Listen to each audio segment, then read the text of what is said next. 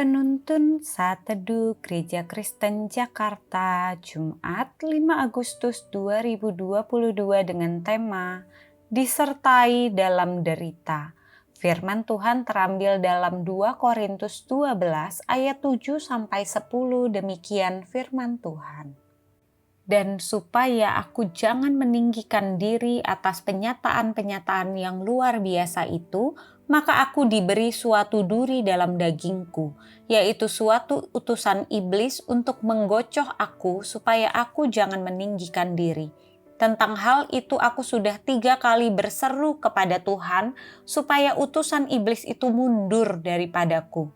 Tetapi jawab Tuhan kepadaku, "Cukuplah kasih karuniaku bagimu, sebab justru dalam kelemahan kuasaku menjadi sempurna."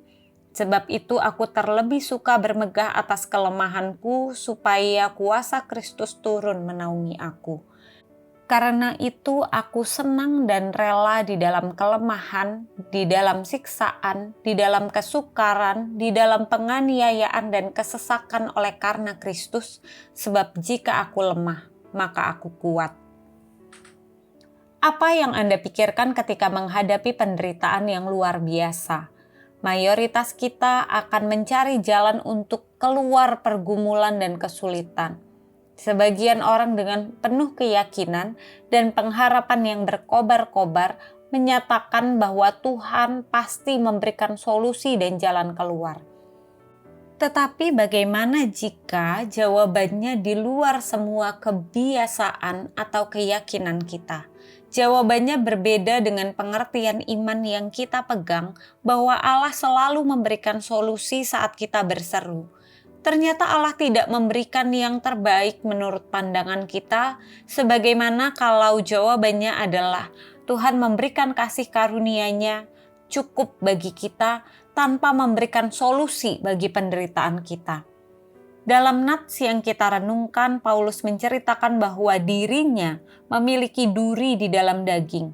Memang sulit untuk memahami dengan pasti penderitaan apa yang dialami Paulus, sebuah penyakit kulit atau sebuah bahasa kiasan tentang penderitaannya. Tetapi dengan yakin kita dapat mengatakan bahwa memang Paulus sedang dalam kondisi sangat menderita, sampai dia berseru 3 kali agar dapat keluar dari penderitaan itu. Ekspresi penderitaan yang hebat, tetapi Tuhan tidak menjawab doa dan seruannya itu. Tuhan tidak memberikan yang terbaik menurut pandangannya. Tuhan justru memberikan kasih karunia-Nya. Dalam kelemahannya Tuhan mengatakan, "Cukuplah kasih karuniaku bagimu, sebab justru dalam kelemahan kuasaku menjadi sempurna." Artinya, kasih karunia Tuhan dapat mengisi ruang-ruang kelemahannya tanpa menghilangkan kelemahan dan penderitaan itu. Justru untuk menunjukkan kuasa Tuhan lewat kelemahan itu. Dan kesetiaan Paulus telah menjadi teladan bagi anak-anak Tuhan sepanjang zaman yang memiliki kelemahan dan penderitaan namun tetap dapat setia melayani Dia. Saudaraku yang kekasih, penyertaan Tuhan memang mampu membawa engkau keluar dari kesulitan dan masalah. Tetapi ada kalanya justru Tuhan ingin kita tetap dalam kelemahan dan penderitaan kita. Karena setiap kali kita merasa mampu dan kuat, dalam menghadapi kesulitan kita akan merasa kita adalah orang yang hebat, bukan Tuhan.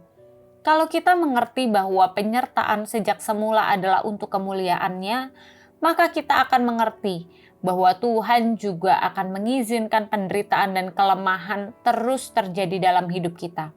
Tujuannya adalah agar kemuliaan-Nya dinyatakan dalam hidup kita. Bukti bahwa kita bukan penguasa, kita hanyalah hamba, Dialah yang dimuliakan dan ditinggikan. Mengizinkan kelemahan dan penderitaan terus terjadi dalam hidup kita adalah salah satu bentuk penyertaan Tuhan agar kuasa dan kemuliaan-Nya tampak bagi sesama kita, bukan kehebatan kita.